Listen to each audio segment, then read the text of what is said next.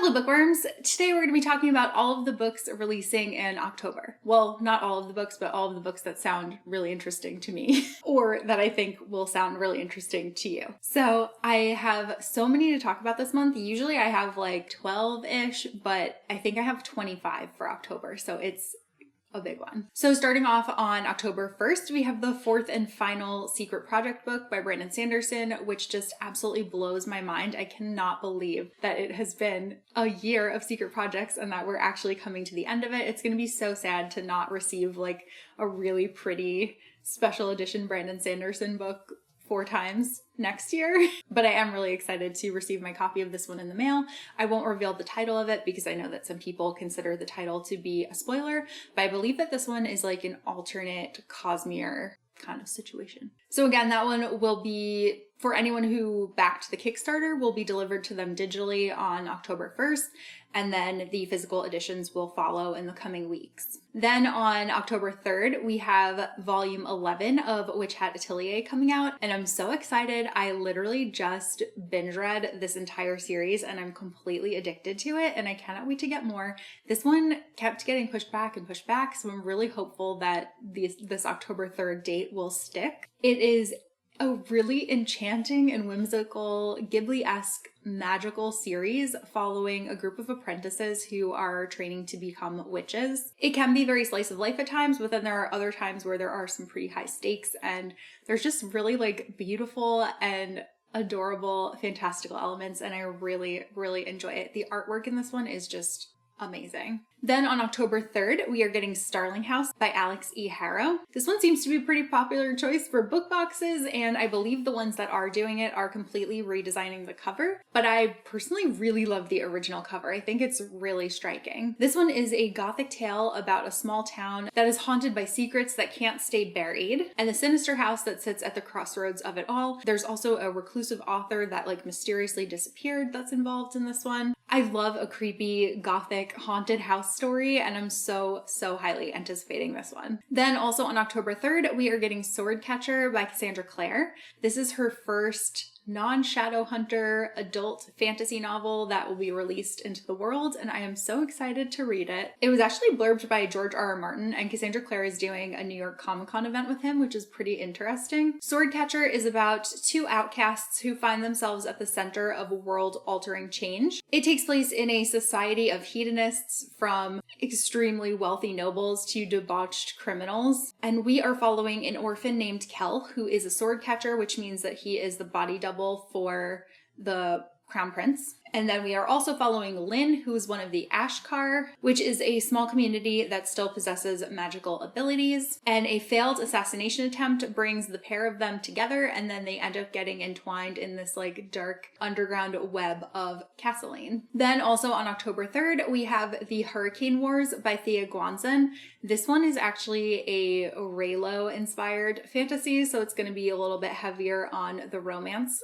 It's the first book in a new series, also called The Hurricane Wars, and I feel like this book has been so hyped, so I personally am really excited to read this one for myself. While I personally do not enjoy Raylo as a ship, I do tend to really like books that are based off of Raylo, so I have a feeling that I'm going to end up enjoying this one. We are following a soldier named Taliesin. She is hiding the deadly secret that there is light magic coursing through her veins. This magic was believed to have been wiped out years ago, and it seems to be the only hope to cut through the Night Empire's shadows. Then we are also following Prince Alaric. He's the Emperor's only son and heir, and he's been forged into a weapon by his father. It seems that the only way that they'll be able to put an end to the Hurricane Wars, and an even greater threat, will be for the pair of them to team up and produce an even greater, stranger magic. And obviously it's going to be enemies to lovers, so sounds pretty fun. Next is Midnight is the Darkest Hour, which is also coming out on October 3rd. This is by Ashley Winstead, who is one of my favorite thriller authors. I think she just writes such well-written, complex, and topical thrillers. Her social commentary is like unparalleled, and I'm so excited for her next one. This one is a Southern Gothic thriller about a killer that's haunting a small Louisiana town, and it follows 2 outcasts who are the preacher's daughter and a boy from the wrong side of the tracks, and the pair of them hold the key to uncovering the truth. Then also on October 3rd, we have Throne of the Fallen by Carrie Maniscalco. This is a new standalone novel set within the world of Kingdom of the Wicked, and it's going to be focusing on Prince Envy. So pretty excited for this one, though I'm cautiously optimistic because I do feel like the third book in the series was a bit light on the plot and a bit heavy on the smut. So we'll see how this one goes. I do hope that it kind of has more of those elements that I enjoyed from the first book in the series, but either way, I really love this world. It's a lot of fun, so very excited to pick this one up. Then again, on October 3rd, we have Curious Tides by Pascal Lascelles. I've talked about this one in a couple of videos already. This is a new YA dark academia fantasy novel. It's set at a college by the sea, and it is following a character that needs to kind of unravel the secrets behind the society that she thinks is responsible for her classmates' deaths. There's currently a prequel short story that is up for free on the Simon Teen website, so if you're interested in getting a taste of the writer's writing style and a little sense of the story, I would recommend reading that. I read it and I really enjoyed it, so I'm looking forward to the full-length novel. Then again, on October 3rd, we have The Scarlet Alchemist by Kylie Lee Baker. This is a new series starter, and we are following an aspiring young alchemist who dreams of providing for her family by making alchemical gems and gold for the nobles to eat that will keep them young. But in the meantime, she's living in her family's impoverished village in southern China, and she is dabbling in a little bit of illegal alchemy and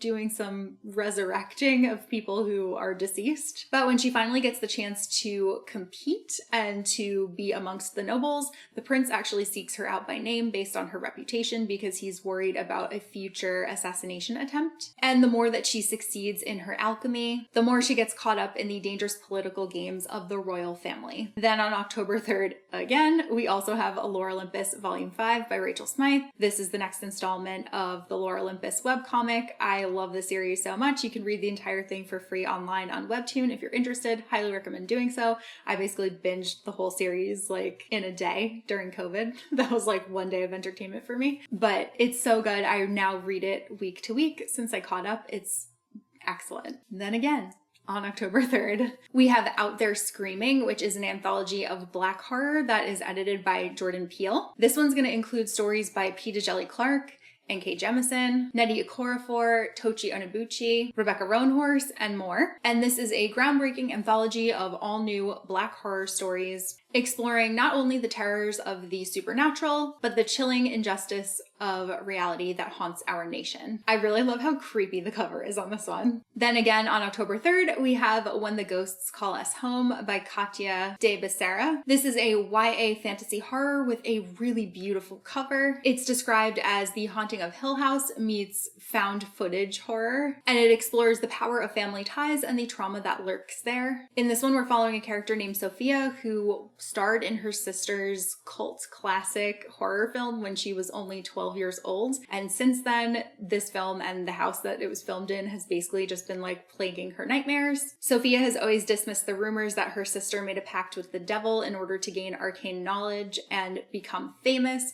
However, now she's uncertain as her sister has disappeared, and Sophia must go back to the house and confront her childhood horrors. Then on October 10th, we have The King Killing Queen. This is by Sean Speakman. I actually backed this book on Kickstarter, so I'm pretty excited to get my copy of it. It sounds so good. It's the first book in a new trilogy where a woman discovers that her unknown past also carries with it an uncertain future. Our protagonist, Sylvie, is the devoted apprentice to the master historian. She's been training to be a scribe for her entire life, but she finds out that she is actually the named heir to the king who's currently on his deathbed, and Sylvie must depend on a Fae guide, a disgraced former first knight, and a cantankerous lightweaver to restore the fracturing kingdom and become the High Queen. Then also on October 10th, we have The Night Hunt by Alexandra Christo. This is a standalone YA dark fantasy romance. It is about a monstrous girl who feeds on fear and the gods cursed boy who falls in love with her. I think the cover on this one is really pretty. I love the artwork. Then on October 10th, we have Bittersweet in the Hollow by Kate Pearsall. And this is the first book in a new YA paranormal mystery duology. It's following 4 sisters with unusual talents who investigate a mysterious disappearance in their Appalachian town. Comp titles for this one are House of Hollow, which I love, and Wilder Girls. Then on October 13th, we have Hopeless by Elsie Silver, which is the next and 5th book in the Chestnut Springs series. This one follows Beau, the town prince and handsome military hero with a tortured past, and we are also following an outcast bartender from the wrong side of the tracks. They have a whole fake fiance storyline going, and I'm sure that it will end in a real wedding. Then on October 17th, we have The Unmaking of June Farrow by Adrienne Young. This is Adrienne's next adult fantasy mystery novel. And this one is following a woman who risks everything to end her family's centuries-old curse, solve her mother's disappearance, and find love in her small town of Jasper, North Carolina. Then on October 19th, we have Two Twisted Crowns by Rachel Gillig. This is the second book and the concluding novel to the Shepherd King duology. I actually already read this one and I really love it. I highly recommend this duology. I think it's absolutely perfect for this time of year if you're looking for like a spooky atmospheric read. It has like the old school fantasy feel, and we are following a character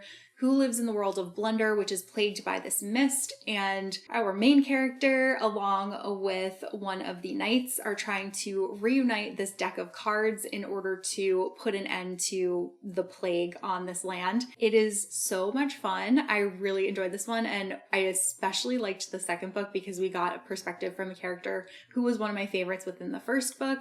So totally satisfied with this one. Really enjoyed it. It was an excellent ending. Then on October 24th, we are getting A Curse for True Love by Stephanie Garber, which is the third and final book in the Once Upon a Broken Heart trilogy. I'm so excited for this one because the last book ended on such a major cliffhanger that I just can't even fathom how this next book is going to start or go. I really love Jax and Evangeline. I can't wait to see what's next for them in the Magnificent North, and this is a really great series if you're craving something kind of a light and whimsical and fun. And I'm also really hoping that we'll get some more Caraval character cameos. Then on October 24th, we are getting The Woman in Me by Britney Spears. This is a nonfiction memoir written by Britney Spears, likely ghostwritten, but being released by Britney Spears. But I've been having so much fun reading memoirs by some of the it girls of my day. Like I really enjoyed Jessica Simpson's book and Paris Hilton's book, and now I'm so excited to pick up Britney's. I feel like hers is the one that I've been waiting for, and I can't wait to hear her go into detail on her experiences, from things like how the media really villainized her in her relationship with Justin Timberlake to the conservatorship that she recently got out of. I think it's going to be a pretty riveting read. I'm really hoping that Britney will be narrating this one because I will absolutely be listening to it on audiobook. Then on October 31st, there is a novel coming out that sounds so interesting to me. It's called The Paleontologist. It's by Luc Dumas, and it's like a horror thriller novel following a paleontologist who returns to a museum where his sister was abducted from years earlier. It's there that he's faced with a terrifying and murderous spirit, and I'm so here for this dinosaur ghost story. I don't know, I'm just having a dinosaur moment. Andrew and I just rewatched Jurassic Park the other night and so enjoyed it. So I'm pretty excited. As soon as I saw the cover for this one, I was like, okay, I don't need to know anything else. I just want to read this. Then on October 31st, we have What the River Knows by Isabel Ibanez. This is a YA historical fantasy that is described as The Mummy meets Death on the Nile. It's a lush, immersive fantasy set in Egypt and filled with adventure, arrivals to lovers' romance, and a dangerous race. And we are following Inez, who has just lost her parents and she gains an enormous inheritance, as well as a mysterious guardian who is an archaeologist that is in a partnership with his brother-in-law. Inez wants to get more answers on what happened to her parents, so she sails to Cairo along with her sketchpad and her ancient golden ring that her father told her to protect before he passed away. Upon her arrival, the old world magic that is tethered to the ring pulls her down a path where she soon discovers that there might be a lot more to her parents' disappearance than her guardian told her. Then again on October 31st, we have The Rosewood Hunt by Mackenzie Reed. This is a YA mystery thriller, and it seems like it's kind of in the vein of Jennifer Lynn Barnes's The Inheritance Games. We are following Lily, who is the heir apparent to her Graham's company, which is Rosewood Inc., and she is excited to learn everything that she possibly can and to inherit this company. But when her Graham suddenly dies, she finds out that her $250 million inheritance is also missing, and her Graham's last letter leaves a very cryptic clue that sends Lily and 3 other teens on a treasure hunt that can change their lives forever if only they can survive it. Then also on October 31st, we have the Fullmetal Alchemist 20th Anniversary Edition book that's coming out. This is a new hardcover art book and it celebrates 20 years of Fullmetal Alchemist. It includes a complete collection of all of the short manga during the series run, from game tie-ins to never-before-seen tales and rare Japanese guides to an all-new prose short story. It also includes extensive commemorative messages from novel, film, video game, and anime staff, including the full voice cast of Fullmetal Alchemist Brotherhood. And then finally, lastly, I have another book whose release date keeps changing, but for now it's listed as October 31st, and that is Avatar: The Last Airbender, Azula in the Spirit Temple by Faith Erin Hicks, and illustrated by Peter Wortman and Adele Matera. This is a standalone graphic novel, and it is obviously set within the world of Avatar: The Last Airbender. It's following Azula as she continues her destabilizing campaign against her brother, Fire Lord Zuko, and the Fire Nation. I am really excited for this one. I tend to love anything that is like a Fire Nation story. Those are always my favorite of all of the comics. So that is it. Those are all of the books that I'm looking forward to reading in October that are coming out in October. Don't know that I'll necessarily read all of them in October, but these are the ones that are on my radar, so I wanted to share them with all of you. Let me know if there's anything new that I mentioned that maybe you hadn't heard of before, and let me know if there's anything that I missed that you're excited for. As I mentioned, October is like full of book releases. It's probably one of the biggest book releases of the year, so it was a lot to cover and I had to like pare down slightly. But that's all that I have for this video, and I will see you guys soon in a new one. Bye!